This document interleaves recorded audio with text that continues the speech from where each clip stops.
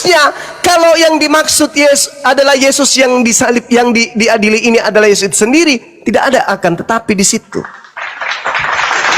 Dia akan mengatakan, engkau telah mengatakannya, emang betul, akulah Mesias itu. Tetapi setelah ini aku akan terangkat ke langit dan akan duduk di samping kanan yang maha tinggi. Setelah ini, tapi dia tidak mengatakan itu. Dia mengatakan, sekarang kamu akan melihat anak manusia. Sekarang, mulai detik ini, kamu akan melihat anak manusia duduk di sebelah kanan yang maha kuasa. Mana? Loh, kok anak manusia masih di sini? Bahkan masih nanti digantung di atas salib. Berarti yang digantung ini bukan saya, bukan Nabi Isa, bukan Yesus. Banyak Injil yang berselebaran. Itu kan suratnya dia dalam Galatia kan? Galatia 1 nomor 6 itu dia mengatakan, aku heran begitu cepat engkau berpaling kepada Injil lain. Kenapa? Karena memang pada saat itu banyak Injil. Coba Lukas saja mengatakan banyak orang yang menyusun berita-berita tentang peristiwa-peristiwa yang terjadi di antara kita. Banyak Injil-Injil lain yang bertebaran kemudian, termasuk Injil Filipus. Sementara Filipus ini adalah orang yang diajak oleh Yesus kemudian untuk bersama dengannya melakukan penginjilan, mengabarkan Injil Allah kepada orang-orang yang ada di Galilea. Nah, sekarang Anda mengatakan bahwa terkait dengan penyaliban, Paulus kemudian yang menguraikan secara terinci. Kalau tidak ada penyaliban, apa yang mau dijual oleh Paulus? Gak ada. Mau jual apa Paulus kalau tidak ada penyaliban? Apa yang dia mau jual? Kerasulannya ini kira-kira laku karena apa? Ada? Tidak ada. Satu-satunya produk yang harus dia jual Paulus adalah penyaliban. Makanya di dalam 1 Korintus 1 nomor 23, penyaliban itu adalah batu sandungan bagi orang Yahudi dan kebodohan bagi non-Yahudi. Makanya orang-orang yang percaya kepada penyaliban itu adalah satu kebodohan. Pasti bodoh orang-orang itu. Dalam arti kata terkait dengan keyakinan kepercayaan mereka terhadap penyaliban. Sekarang mari kita urai. Yesus tidak pernah mengatakan dirinya lah yang akan disalibkan. Yesus tidak pernah menyatakan dirinya lah yang akan kemudian menderita. Yesus tidak pernah menjelaskan kalau dirinya lah yang akan keluar dari kubur pada hari ketiga. Saya buktikan. Yesus setiap kali berbicara mengenai kebangkitan, berbicara penyaliban, penderitaan, itu dia selalu mengatakan anak manusia. Saya ulang. Selalu mengatakan anak manusia. Kita mulai. Matius 17 nomor 22 sampai 23. Anak manusia akan diserahkan ke dalam tangan manusia. Dan mereka akan membunuh dia. Bukan membunuh aku. Oke? Yesus berkata kepada mereka, anak manusia akan diserahkan ke dalam tangan manusia. Dan mereka akan membunuh dia. Dan pada hari ketiga ia akan dibangkitkan. Bukan membunuh aku. Catat. Catat itu.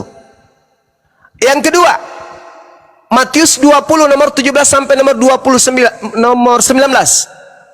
Sekarang kita pergi ke Yerusalem dan anak manusia akan diserahkan kepada imam-imam, kepada ahli Taurat, dan mereka akan menjatuhi dia hukuman mati, bukan menjatuhi aku. Catat. Catat itu. Ini ilmu. Makanya kalau saya jadi Kristen membaca Bible, segera akan saya tinggalkan Kristen itu. Kenapa? Karena Bible pasang badan untuk melindungi Yesus. Yesus ini orang suci, bukan dia yang dibunuh. Sekarang kita pergi ke Yerusalem dan anak manusia akan diserahkan kepada imam-imam, kepada ahli Taurat. Mereka akan menjatuhi dia hukuman mati. 2. Matius 20:28. Sama seperti anak manusia datang bukan untuk dilayani, melainkan untuk melayani dan untuk memberikan nyawanya menjadi tebusan bagi banyak orang. Anak manusia. Lagi-lagi dia menyebut sebagai anak manusia. Matius 26 nomor 2. Kamu tahu bahwa 2 hari lagi akan dirayakan Paskah. Maka anak manusia akan diserahkan untuk disalibkan. Anak manusia.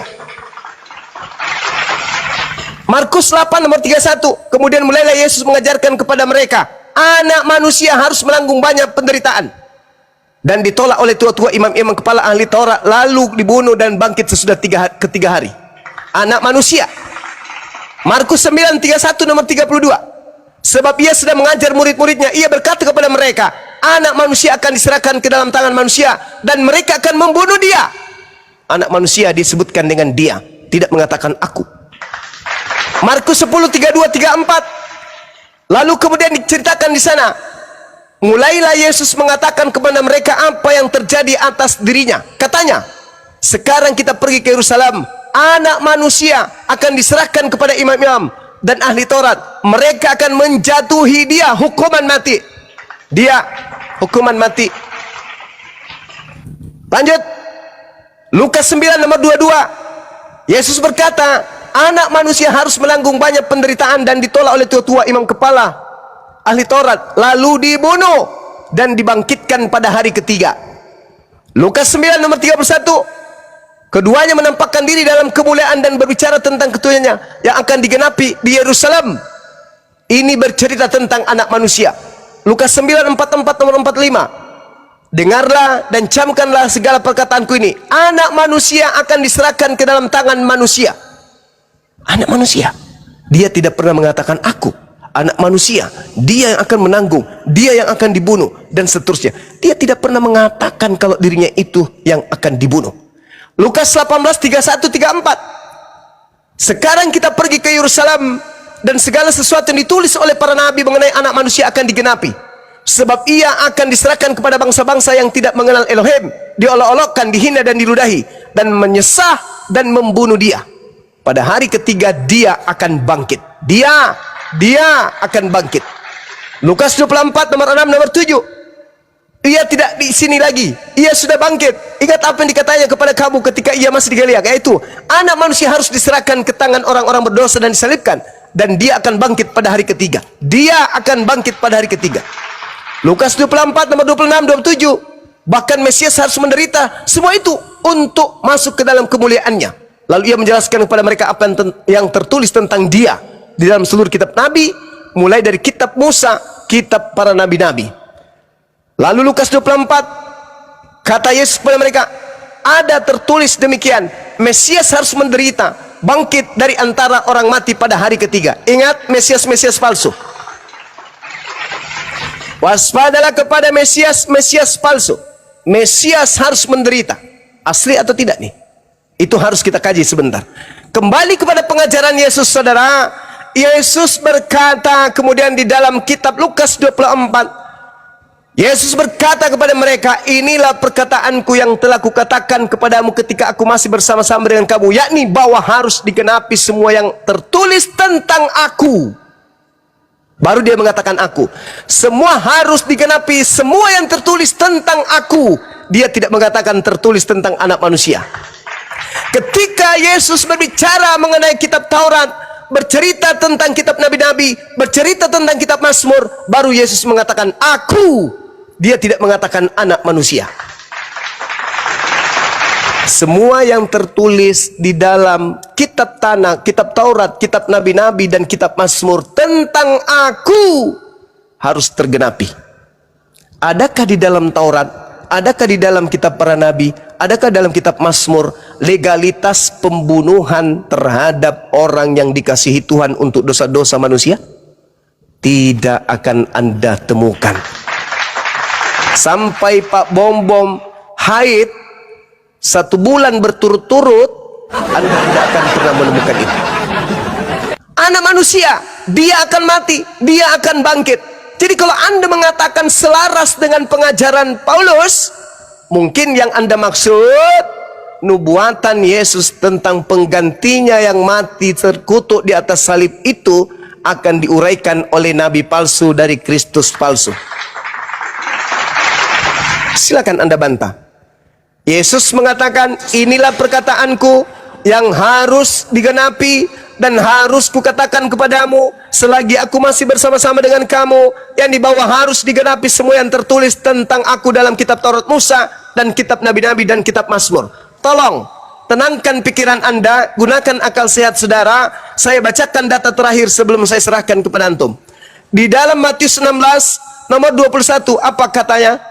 Sejak waktu itu Yesus mulai menyatakan kepada murid-muridnya bahwa ia harus pergi ke Yerusalem, dan menanggung banyak penderitaan dari pihak tua-tua, imam-imam kepala dan ahli Taurat, lalu dibunuh dan dibangkitkan pada hari ketiga. Tetapi Petrus menarik Yesus ke samping. Ingat tadi saya mengatakan ini pengantar-pengantar ini bukan perkataan Yesus, bukan firman Tuhan, ini hanya pengantar dari pengarang. Tetapi Petrus menarik Yesus ke samping, menegur dia. Apa katanya? Tuhan, kiranya Elohim menjauhkan hal itu. Hal itu sekali-kali tidak akan menimpa engkau. Tuhan Yesus, kiranya Tuhan menyelamatkan engkau. Engkau tidak akan ditimpa musibah itu. Apa kata Yesus? Enyalah iblis. Loh, kok Petrus dibilang iblis? Harusnya Yesus itu menganggap Petrus itu adalah orang yang dikasihi, orang yang dicintai, karena memikirkan keselamatan beliau. Ternyata tidak. Yesus menjawab apa kawan? Engkau satu batu sandungan bagiku. Sebab apa kamu menjadi batu sandungan? Sebab engkau bukan memikirkan apa yang dipikirkan oleh Elohim. Jadi kejadian tragedi penyaliban itu adalah rancangan Tuhan. Menurut pengakuan Yesus, itu rancangan Tuhan. Apa rancangan Tuhan itu? Amsal 21 nomor 18. Orang fasik menjadi tebusan, pengkhianat menjadi ganti. Itu yang terjadi ketika orang-orang berkongkok-kongkok ingin mencelakai Yesus. Pikiran manusia, guru kita akan mati, guru kita kemudian akan disalib, guru kita akan pergi dibunuh. Itu pikiran manusia. Tapi kata Yesus, no, bukan pikiran manusia yang akan berlaku. Yang berlaku adalah pikiran Tuhan. Apa pikiran Tuhan? Aku akan menyelamatkan kemudian orang yang aku kasihi. Aku akan mengirim malaikatku untuk menatang dia, melindungi dia dari segala jalannya. Aku tidak membiarkannya seorang diri. Aku sudah mengatakan, jangan kau bunuh orang yang tidak bersalah, jangan kau bunuh orang yang benar. Maka ketika kalian berupaya untuk membunuh utusanku yang benar, utusanku yang tidak bersalah, maka aku Tuhan tidak akan diam diri. Pemikiran Tuhan jelas. Makanya Yesus mengatakan harus tergenapi semua yang ada tertulis tentang aku di dalam kitab nabi-nabi, di dalam kitab Mazmur, di dalam kitab Taurat. Bukan di dalam Matius, di dalam Markus, dalam Galatia, di dalam Roma, Filipi, dan seterusnya. Bukan. Tapi yang harus tergenapi adalah yang ada di dalam kitab Tanaknya orang Yahudi. Apa itu? Tuhan akan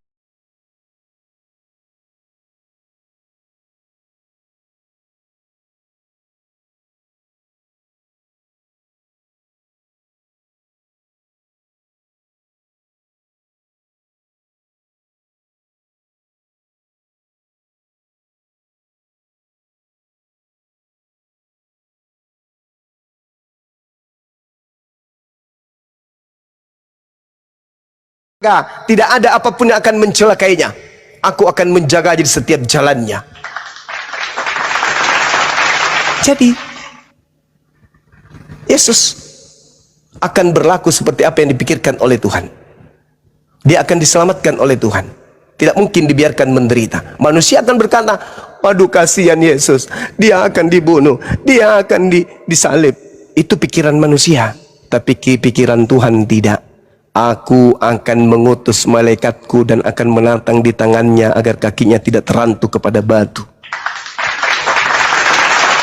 Itu yang terjadi, saudara bro admin. Jadi ketika Anda menyamakan ajaran Paulus dan ajaran Yesus, Yesusnya berkata yang disalib itu adalah anak manusia, dan kemudian dia adalah yang mengalami penderitaan, sedangkan Paulus mengatakan yang mengalami penderitaan itu adalah Kristus. Itu sudah betul. Sepadannya itu di situ. Bahwa Yesus mengatakan anak manusia, bahwa yang menanggung dosa-dosa orang Kristen itu adalah yang datang kemudian diajarkan oleh Paulus itu sendiri. Saya kira demikian sahabat-sahabat sekalian. Di tempat saya sudah hampir asar ini. Lagian saya mau ke proyek dulu sebentar. Mudah-mudahan apa yang saya sampaikan ini bisa dijadikan sebagai edukasi khususnya kepada generasi Islam berikutnya. Demikian, selanjutnya diserahkan kepada hostnya dan bro admin. Siap, Bang Zuma kalau mau lihat. Ya Dinda, Kalau mau rehat, silakan. kita tutup aja dulu. Nggak apa-apa, nanti malam lagi kita lanjut. Mungkin Bro Admin ada yang ingin disampaikan. Oh iya, silakan Bang Admin. Ya, mungkin saya sedikit saya garis bawahi di sini bahwa yang disebut anak manusia itu ya Yesus sendiri. Seperti Bang Zuma menggunakan Matius, Markus, Lukas, Yohanes untuk membuktikan Yesus itu bukan anak manusia yang dimaksud, saya juga menggunakan Alkitab yang sama. Kalau kita baca di Markus 14 di nomor 61-62, ini peristiwanya Yesus di hadapan mahkamah agama.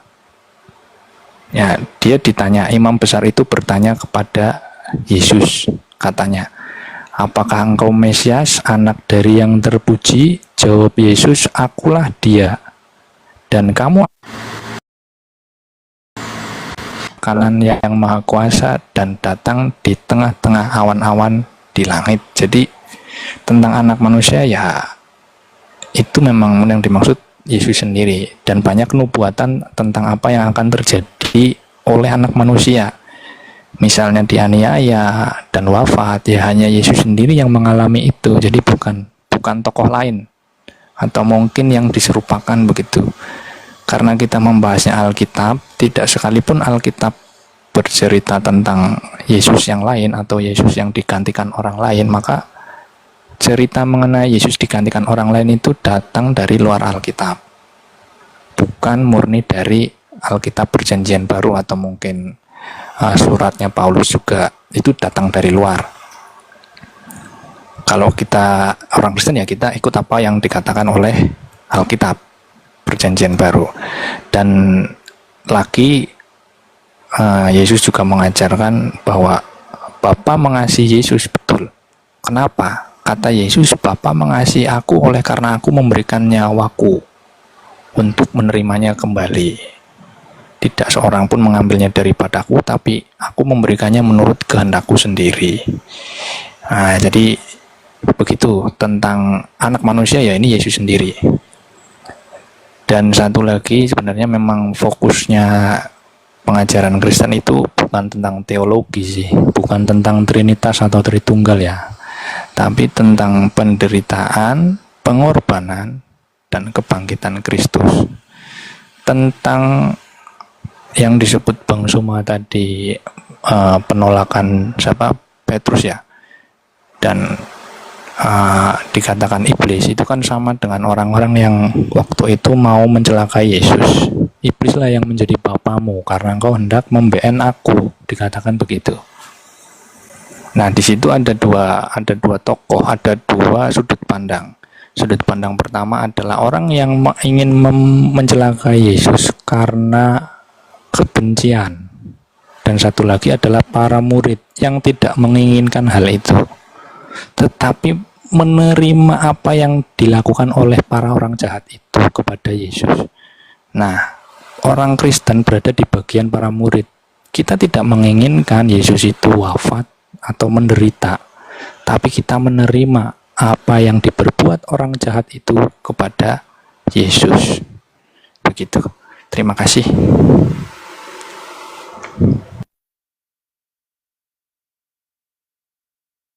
Iya, Bang Zuma masih monitor? Ya, saya tanggapi yang Matius 26 ini. Yesus itu memang anak manusia, betul. Yudas juga anak manusia, betul. Sama-sama anak manusia, tapi konteksnya berbeda. Ketika kemudian Yesus ini ditanya, apakah engkau Mesias, anak Elohim atau bukan? Kemudian Yesus mengatakan, engkau telah mengatakannya, akan tetapi aku berkata kepadamu, mulai sekarang kamu akan melihat anak manusia duduk di sebelah kanan yang maha kuasa dan datang di atas awan-awan di langit. Ini kalau saya menjelaskan, yang berkata ini bukan Yesus, anak Maria, bukan. Orang yang ditangkap, yang dikira anak manusia ini sedang menjelaskan Yesus yang adalah anak manusia. Imam besar itu berdiri dan berkata kepadanya, tidakkah engkau memberi jawab atas tuduhan-tuduhan saksi-saksi ini terhadap engkau? Tetapi Yesus tetap diam. Tetapi ini yang diam ini bukan Yesus. Lalu kata imam kepala itu kepadanya, demi Elohim yang hidup, katakanlah kepada kami, apakah engkau Mesias anak Elohim atau tidak? Jawab oknum tersebut, engkau telah mengatakannya. Akan tetapi aku berkata kepadamu, mulai sekarang kamu akan melihat anak manusia. Mulai sekarang kamu akan melihat anak manusia duduk di sebelah kanan yang Maha Kuasa. Anak manusia yang mana itu? Anak manusia yang sedang dihakimi atau anak manusia yang lain? Anak manusia yang dimaksud, yang diadili ini sudah ada. Dia sudah duduk di atas sono. Yang kau tangkap ini, yang kau adili ini bukan lagi dia. Dia adalah anak manusia yang kamu maksud itu sudah di sono, nah, sudah duduk di sebelah kanan yang Maha Kuasa. Dan datang nanti di atas awan-awan di langit. Yang kau adili ini juga anak manusia, tapi bukan yang sudah duduk di sebelah kanan. Tolong belajar dengan baik. Ketika Yesus ini sudah terangkat ke langit, yang menggantikannya itu ditangkap, dia menjawab, engkau telah mengatakannya, akan tetapi. Tuh, dia mengatakan akan tetapi. Harusnya kalau yang dimaksud Yesus adalah Yesus yang disalib, yang diadili ini adalah Yesus sendiri, tidak ada akan tetapi di situ. Dia akan mengatakan, engkau telah mengatakannya, memang betul, akulah Mesias itu. Tetapi setelah ini aku akan terangkat ke langit dan akan duduk di samping kanan yang Maha Tinggi. Setelah ini. Tapi dia tidak mengatakan itu. Dia mengatakan, sekarang kamu akan melihat anak manusia. Sekarang, mulai sekarang, mulai detik ini, kamu akan melihat anak manusia duduk di sebelah kanan yang Maha Kuasa. Mana? Loh, kok anak manusia masih di sini? Bahkan masih nanti digantung di atas salib. Berarti yang digantung ini bukan saya, bukan Nabi Isa, bukan Yesus. Sekarang juga, mulai sekarang ini, kamu akan melihat anak manusia duduk di sebelah kanan Maha Kuasa. Ketika oknum ini berbicara, apakah dia sudah duduk di atas langit, di sebelah kanan? Tidak. Apakah sudah ada yang duduk? Ada. Siapa? Ya oknum yang bukan yang sedang berbicara itu, tapi anak manusia yang lain. Sekarang juga kamu akan melihat anak manusia duduk di sebelah kanan yang Maha Kuasa. Sekarang juga. Sedangkan dia sementara duduk di kursi pesakitan. Apakah Anda ingin mengatakan bahwa hakim itu adalah yang Maha Tinggi, yang Maha Kuasa, yang duduk di sebelah kirinya orang yang ditanya ini? Tidak, bukan? Berarti yang diadili, yang sedang ditanya ini bukanlah Yesus, tapi juga anak manusia, yaitu Yudas. Yang dimaksud anak manusia di sini, yang ada sekarang duduk di sebelah kanan Bapa ketika kemudian yang ini diadili, itu adalah Yesus anak Maria. Belajari Bible baik-baik. Anda akan sampai kepada ajaran Yesus kalau Anda mempelajari tinta merah ini dengan sangat-sangat sederhana, hanya dengan pola akal. Jauhkan doktrin dan dogma. Ingat itu. Sekarang juga kamu akan melihat anak manusia duduk di sebelah kanan yang Maha Kuasa. Bohong. Apakah Yesus pembohong? Bukan pembohong.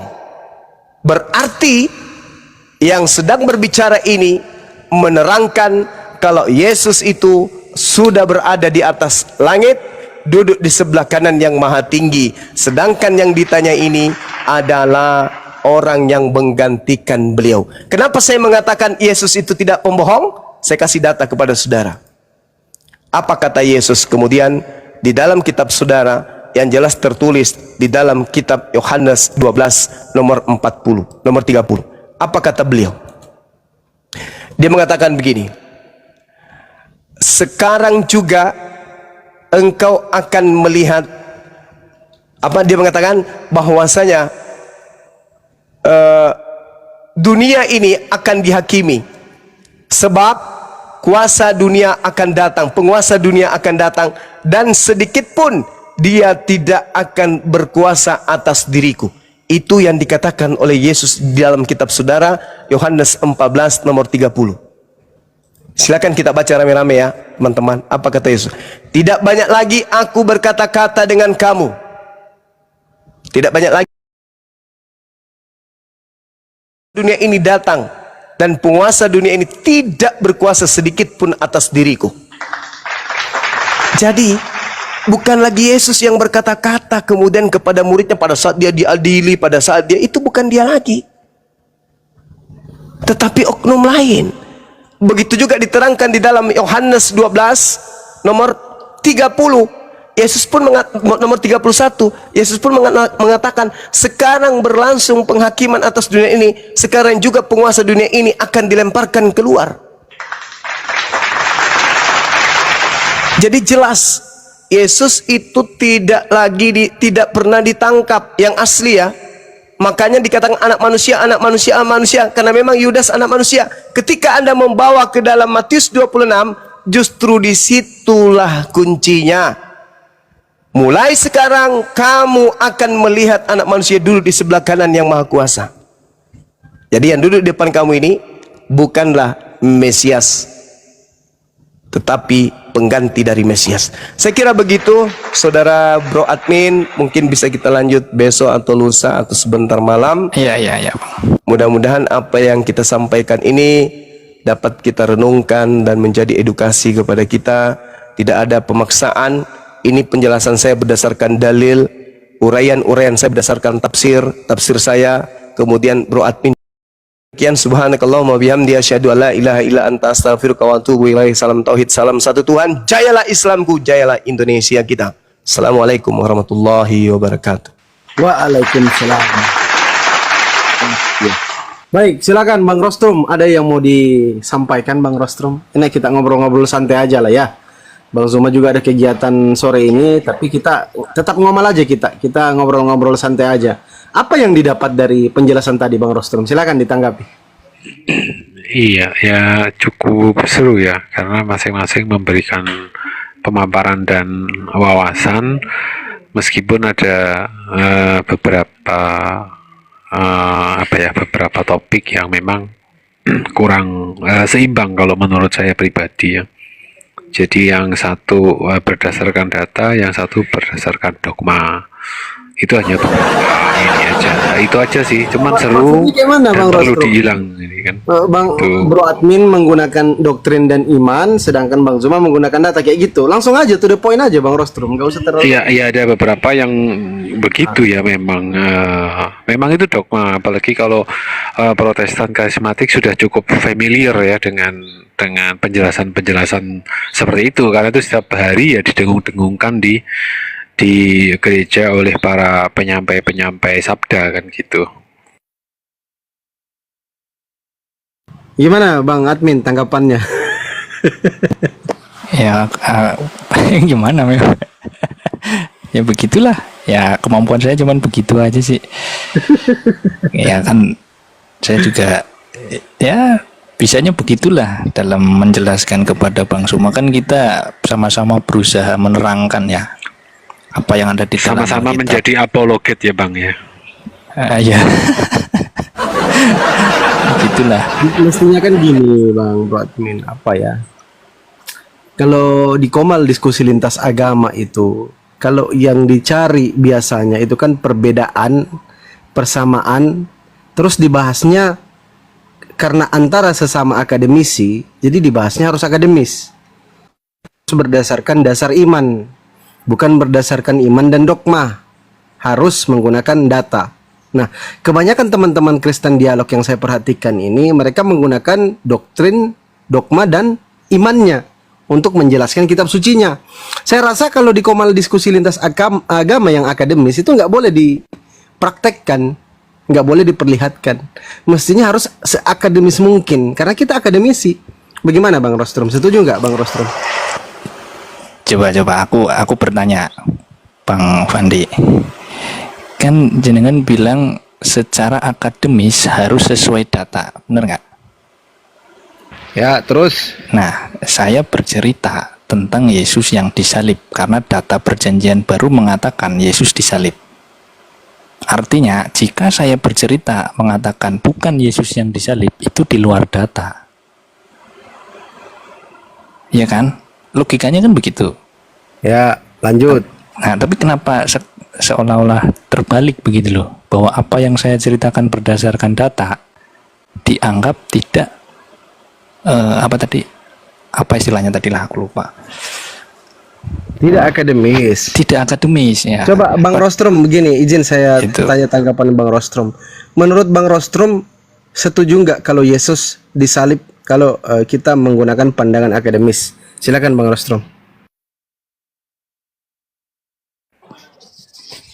Proses, kalau pandangan akademis, kejadian proses penyaliban itu ada. Nah, untuk terkait sosoknya, nah itu kan yang masih menjadi Misteri. bahan Ya, misteri kan. bahas edukasi, Ya, pembahasan. itu Lanjut. kalau secara kejadian penyaliban dan peristiwa politik tentang Mesias yang kemudian diadili itu terjadi. Nah, tapi masalah oknumnya yang disalibkan itu siapa? Nah, disitulah yang perlu kajian akademis lebih lanjut kan. Seperti itu. Tapi kalau secara konteks teologis dan dogmatis, ya proses Ya, penyaliban itu ada. pasti ya, ya. Teologis dan ya betul. Tapi gini Bang Rostrom, coba kalau kita misalkan menyamakan persepsi, standar pertama ini ya, kita menyamakan persepsi bahwa Nabi Isa dan Yesus itu sama. Nah, otomatis akan ada dua pandangan. Yang pertama pandangan Bible, pandangan Kristen dan pandangan Islam. Kalau di dalam Bible, menurut keimanan dogma teman-teman Kristen bahwa Yesus itu yang disalib, Nabi Isa disalib. Kalau menurut keimanan teman-teman Muslim, apa yang dijelaskan oleh Allah di dalam Al-Quran Nur Karim An-Nisa 156-157, bahwa Nabi Isa itu tidak mati terbunuh, tidak mati tersalib. Gimana caranya kita bahas secara akademis ini Bang Rostrom? Kita coba samakan persepsi aja dulu. Coba sekarang kita dialog ini, kita menyamakan persepsi.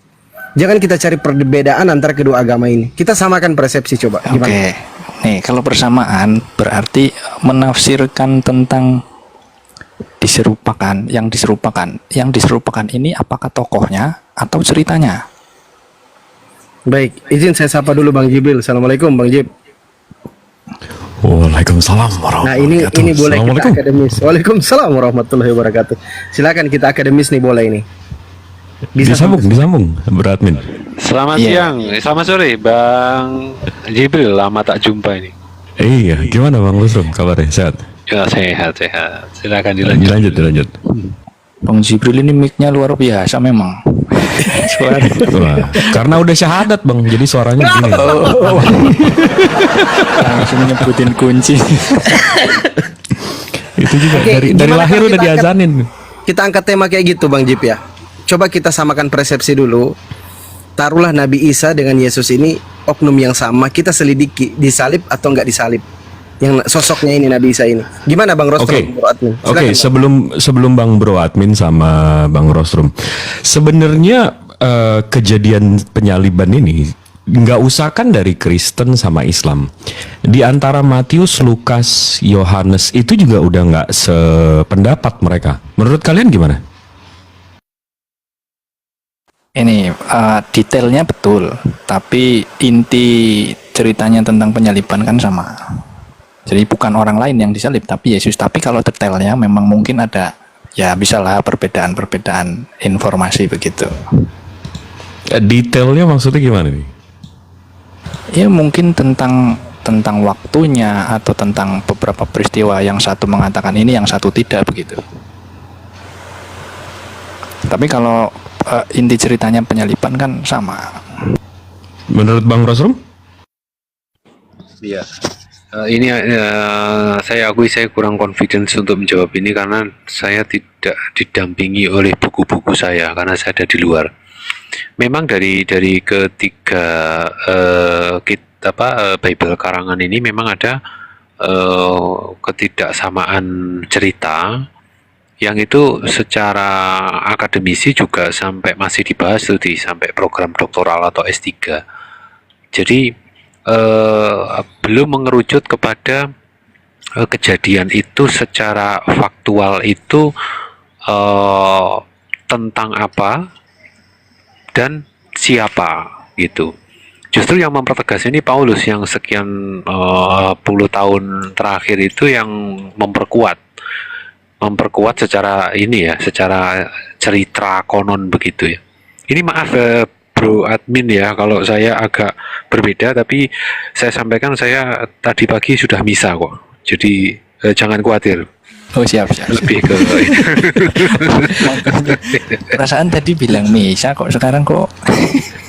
Saya nggak rasa Bang Rostrum ini Katolik. Ini kalian berdua sama-sama Katolik, tapi Bang Rostrum ini lebih ke apa namanya, lebih ke akademisi dan lebih ke apa ya, lebih ke bukan liberal, malah jatuhnya konservatif nggak sih, Bang Rostrum? Iya, saya lebih kepada sejarah dan apa itu yang lebih saya perdalam gitu kajiannya. Nggak, tapi Ya betul, konservatif. Iya, konservatif. Nggak, dan Bro admin bilang detailsnya. Ini kalau contoh ya, ini terserah nanti yang nonton gimana ngelihat apakah ini detail atau major sebenarnya. Jadi kalau kita lihat di Matius 28 kebangkitan Yesus.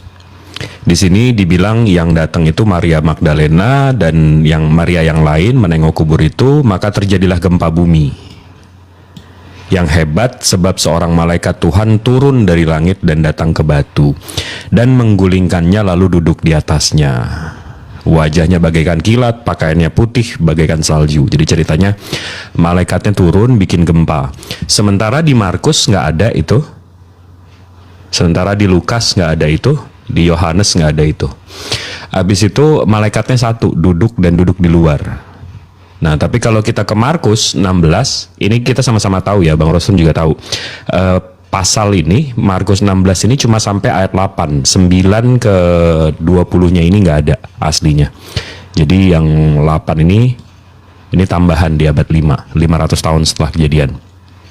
Dan di sini ketemunya, di sini nggak ada gempa, malaikatnya di dalam, bukan di luar. Habis itu di dalam kuburannya, ini di luar tadi. Nah, kalau kita ke Lukas lagi, di situ ini bertiga, yang ini berdua. Maria Magdalena, Maria ibu Yakobus dan serta Salome, ini bertiga yang datang, yang ini dua. Habis itu di sana tadi pagi mereka minggu yang disediakan mereka mendapati batu sudah terguling. Nah, ini nggak ada gempa. Habis itu dua malaikat di dalam. Beda lagi sama yang dua ini. Habis itu Yohanes malah Maria Magdalenanya itu datang sendirian, dan begitu ngelihat kuburannya kebuka, dia datang bawa Petrus, bawa teman-temannya, dia nggak masuk. Nah, jadi sebenarnya kalau menurut saya sih bukan detail ya, Bang Bro. Ini soal siapa saksi mata dan seterusnya loh. Detail itu kan kalau jam 3, jam 9, jam 6, salah lihat jam gitu, jamnya ada satu yang mati apa ya. Gimana? Ini detail, ini nggak detail, Bang. Coba ayo yuk jujur yuk. Ya, kalau saya berpendapat itu detail kan boleh toh Bang. boleh. Kalau Bang Rostrum? Iya, gini, karena Bang Jibril juga pegang yang ada tinta hitam dan merah, sedangkan saya juga punya. Itu yang membuat saya terbungkam kalau ditanyakan seperti ini, Bang Jibril. Karena ya itu tadi, antara tinta hitam dan tinta merah ini kan, ya Bang Jibril sudah tahu gitu. Dan saya harus mempertahankan yang mana gitu kan. Ya pasti yang ada tinta merah sama tinta hitam, kan begitu. Di situ sudah jelas dari dasar narasi yang susunan daripada para pengarang ini juga tidak lengkap kan secara aslinya begitu. Begitu sih Bang Jibril. Maaf saya agak halus atau berputar sedikit ya, karena lingkungan saya kurang mendukung. Terima kasih. Siap. Enggak, jadi sebenarnya kalau kita mau, kan tadi hostnya Bang Fandi bilang, ayo coba kita lihat kesamaan antara Yesus sama Nabi Isa. Sementara yang kita lihat di sini perspektif Matius, perspektif Markus, perspektif Lukas, perspektif Yohanes. Ini aja soal kebangkitan ini beda-beda. Gimana kita mau menyamakan dengan Al-Quran, dengan Nabi Isa. Gimana caranya Bang Fandi? Coba ajarin dong. Ini Bang Fandi kadang-kadang ngasih. Ya nggak bisa tuh Bang Fandi, tapi itu. Ini Matius, Markus, Lukas sama Yohanes aja berantem, apalagi sama kita. Jangan ditambah-tambah. Enggak, tapi balik lagi. Sebenarnya kalau Bang Bro Admin berpikir kejadiannya sebenarnya gimana sih? Ini di antara 4 tulisan ini sebenarnya kejadiannya gimana sih? Berapa malaikatnya? Malaikat apa itu, ada gempa enggak? Gimana sih menurut Abang deh? Abang yang udah baca 4-4-nya. Gimana sih ceritanya? Yang jelas ya aku nggak tahu pasti. Cuman kalau ada cerita begitu ya mungkin seperti itu. Cuman kepastiannya aku nggak ngerti Bang. Jadi ya kalau dikatakan imani saja ya oke lah, tak akuin, tak imani saja. Bu, enggak. Bang, faith atau keselamatan Abang ini bergantung dengan kebangkitan. Yes, betul. Nah, ini yang kita bahas soal kebangkitan loh Bang. Abang begitu ditanya, ya udah kebangkitannya gimana sih? Jawaban Abang gimana? Nggak, jangan gitulah. Jujur, yuk.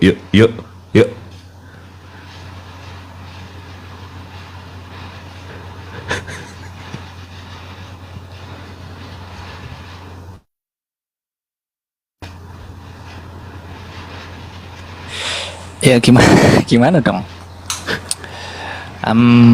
Nggak ada sih, aku nggak ada jawaban lain.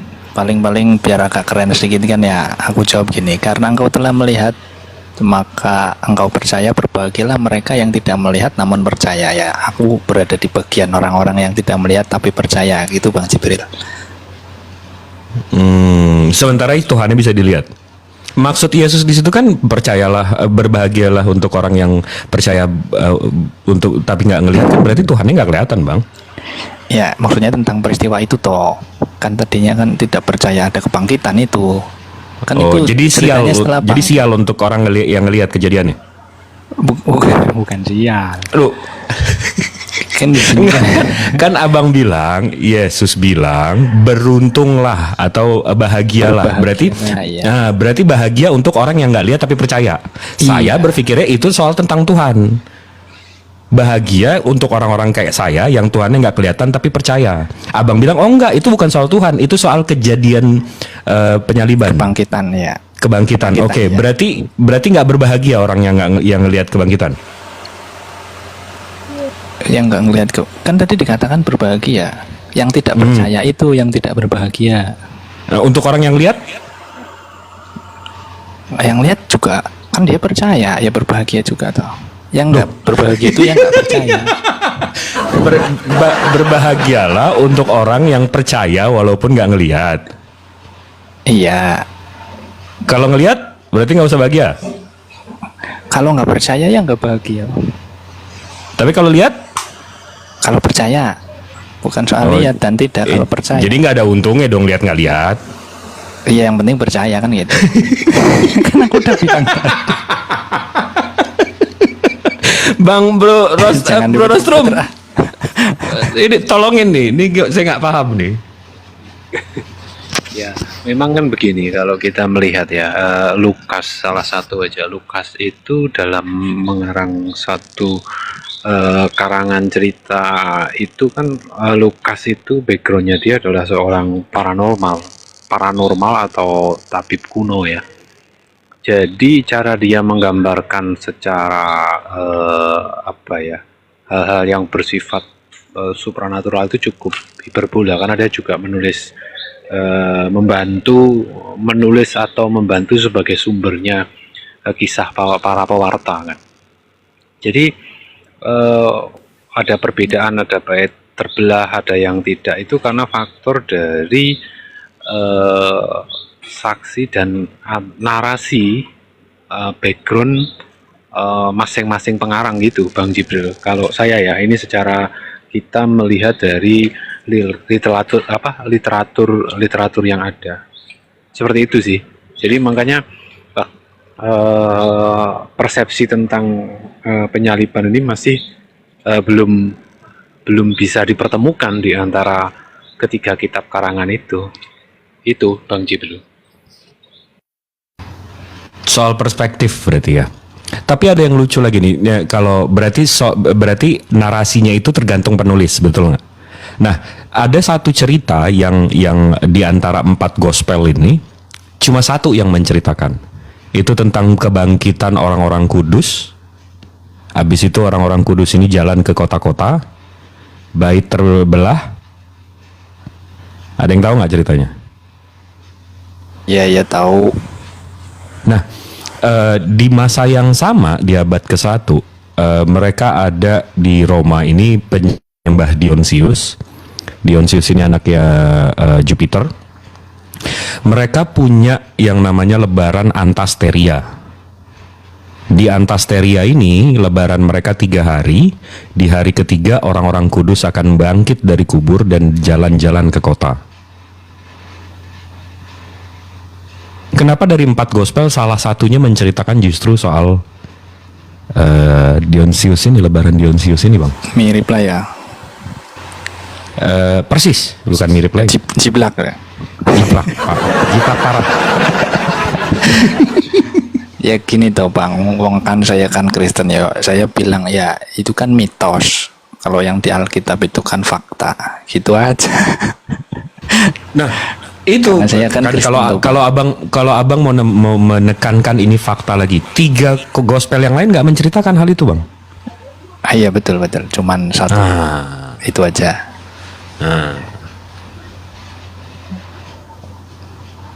Ya sebagai orang Kristen kita berdiri percaya sepenuhnya sama Alkitab toh Bang. Makanya nggak ada jawaban lain sih. Nggak mungkin lah saya orang Kristen bilang nggak percaya itu kan gitu. Bang Rosrum gimana?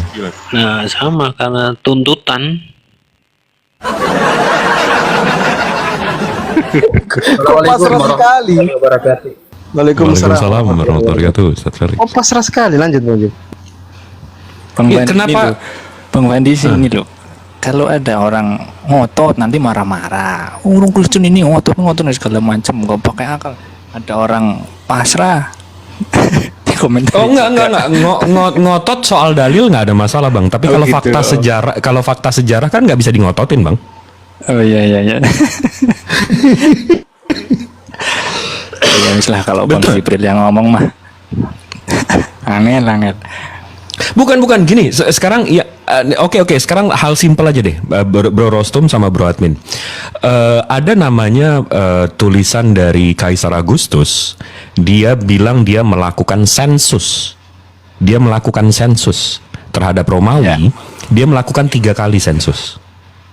Ini ada di Bible kalian. Dia melakukan 3 kali sensus. Minus 28, berarti 28 tahun sebelum Masehi. Habis itu 8 tahun sebelum Masehi. Sama 14 tahun setelah Masehi. Nah, Bible kalian ini mencatat yang mana? Silakan. Nggak ngerti Bang. Nggak ngerti yang mananya. Bro Rasul? Soalnya gini, kalau bilang ngerti juga kita nggak bisa membuktikan ya kan? Ya memang nggak ngerti sih. Bro Rasul? Sambil aktivitas. Oh, oke. Namanya res gestai, Bang Bro Admin. Kalau saya buka res gestai, dia itu catatan Divi Agustini, Kaisar Agustus. Nah, ini saya buka ya. Karena ini nanti ini domino effect, Bang. Nih, the deed of the divine August. Ini dari Drotomain University Grenoble Alpes.fr, Perancis. Nah, di sini dia mencatat soal sensusnya. Nah, nih. Dia melakukan sensus 28 tahun sebelum Masehi. Ini yang tadi saya bilang nih. Yang kedua 8 sebelum Masehi sama 14 tahun setelah Masehi. Nah, kalau Abang bilang, "Oh, dia berarti sensus pertama." Berarti dia disalib tahun 2 Masehi. Betul nggak? Karena umurnya 33. 33 kurang 28 berarti 4. Berarti 4 tahun setelah Masehi. Kalau abang bilang, oh berarti yang kedua, berarti 33 kurang 8, berarti dia disalib di tahun 25. Tapi kalau di 14 setelah Masehi, berarti tambah 33, berarti 47 dia disalibnya. Ini makanya yang mana gitu loh. Karena lari semua nih. Kalau abang bilang yang 8, kalau abang bilang yang 14, berarti dia nggak ketemu Herodes. Karena Herodes matinya 4 tahun sebelum Masehi bulan Juli. Lah iya, makanya kan saya bilang nggak ngerti itu yang mana. Kan itu lebih pas toh daripada dipasin yang mana 1, 2, 3.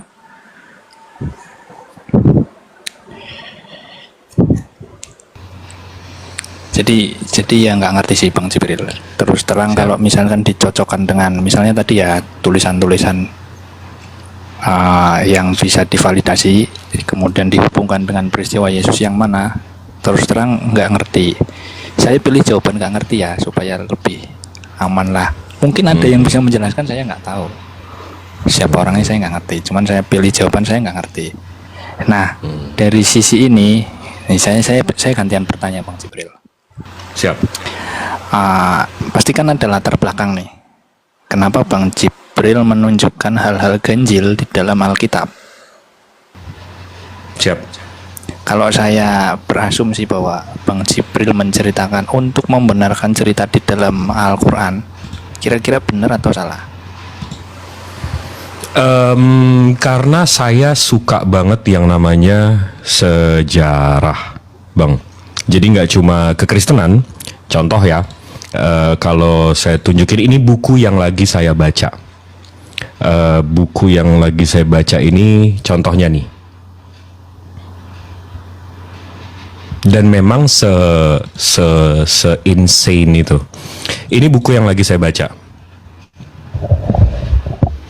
Ini judulnya Mekah sebelum perdagangan di Mekah sebelum Islam. Di sini diceritakan, dan abang bisa lihat saya udah highlight semua. Di sini diceritakan bagaimana Arab sebelum Nabi Muhammad datang dan pasar-pasarnya. Nah, nih disebutin di sini. Nih nama pasarnya: Hajar Market, Market of Oman, Suhar, Diba, apa yang mereka jual belikan di pasar itu. Dan ini dari abad 5 ke 6. Dan begitu saya scroll nih, sampai ada nah ini list pasar-pasar di Mekah sebelum dan setelah Rasulullah. Sedetail itu memang Bang. Jadi saya mempertanyakan res gestae ini, kalau abang tahu hukum di Harvard dan segala macam itu memang pakai hukum-hukum Yunani Bang. Jadi memang ya kita belajar. Ya maksudku gini. Karena sebenarnya soal pendekatannya, bagaimana kita memberikan sudut pandang itu kan tergantung dari latar belakangnya. Misal nih,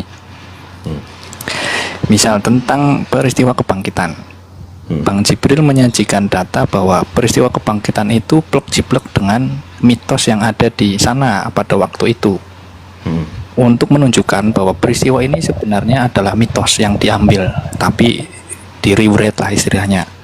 Betul. Ditulis ulang dengan narasi baru untuk menguatkan cerita tentang Yesus. Kan begitu ya. Sudut pandang ini kan dibangun dengan maksud mungkin secara langsung atau tidak mengatakan bahwa peristiwa kebangkitan itu sebenarnya sejatinya tidak ada. Terjadinya bukan waktu itu, melainkan nanti. Karena Bang Jibril sebagai muslim punya pedoman bahwa kebangkitan itu terjadinya nanti, sehingga ini menjadi sejalan. Bener nggak yang tak sampaikan itu? Salahnya saya nggak pakai iman Bang. Ya maksudku cara pendekatan ini ya otomatis tergantung siapa. Saya melakukan pendekatan terhadap Islam pun nggak pakai iman Bang. Oh gitu ya, ya beda Iya. berarti.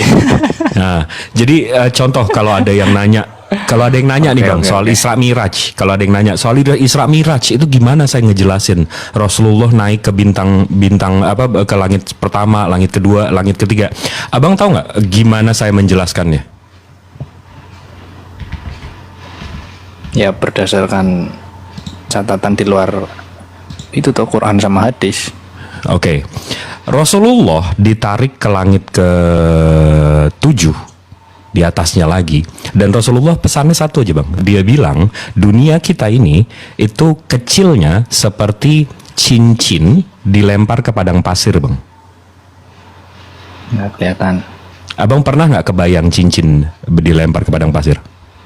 Ya padang pasir aja luas banget, cincin segede apa nggak kelihatan tuh. Oke. Tapi kita baru tahu Bang sekitar 40-60 tahun yang lalu bahwa galaksi kita Bang bentuknya seperti ini. Cincin dilempar ke padang pasir. Ya Gimana orang yang nggak pernah naik ke langit kedua, ketiga, keempat menjelaskan bentuk galaksi itu seperti apa? yang nggak tahu sih, tapi sebelum itu kan makanya ada Jupiter, ada dewa-dewa itu kan dari pengetahuan planet-planet enggak Bang? Dari nama bintang, bukan bentuk galaksi Bang. Iya, maksudnya dari nama-nama bintang ya. Iya, nama-nama bintang. Enggak, bintang itu dinamakan dewa-dewa sebelumnya Bang. Iya, Abang iya. paham nggak? Nah, Iya, tahu. jadi ada ya begitu mereka melihat bintang, mereka namakan bintang itu, mereka namakan dewa-dewa itu. Iya, betul. Nggak, maksud saya tadi, saya kalau ditanya soal Isra Miraj itu soal iman. Saya nggak bisa menjelaskan gimana Rasulullah naik dan seterusnya itu iman. Abang nggak bisa kejar saya itu tanggal berapa, naiknya berapa, kecepatannya berapa. Saya nggak bisa jelaskan, itu soal iman.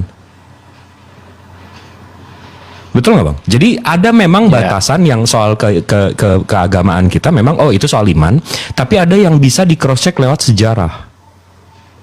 Betul nggak? Betul.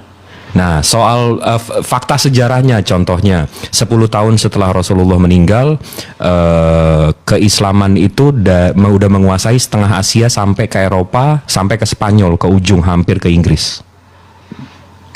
Itu fakta sejarah. Fakta sejarahnya juga, waktu Islam menguasai itu semua, Islam justru jadi minoritas, Bang. Karena nggak ada paksaan untuk masuk Islam. Untuk yang masuk Islam bayar zakat, untuk yang nggak masuk Islam pajaknya agak lebih gede dikit, namanya jizyah. Ini fakta sejarah. Oke. Kalau ini Bang, ya soal penyelipan nih ya, langsung soal penyelipan aja karena kita kan berbedanya di bagian itu ya. Dasar agama, betul. Ya berbedanya di bagian itu.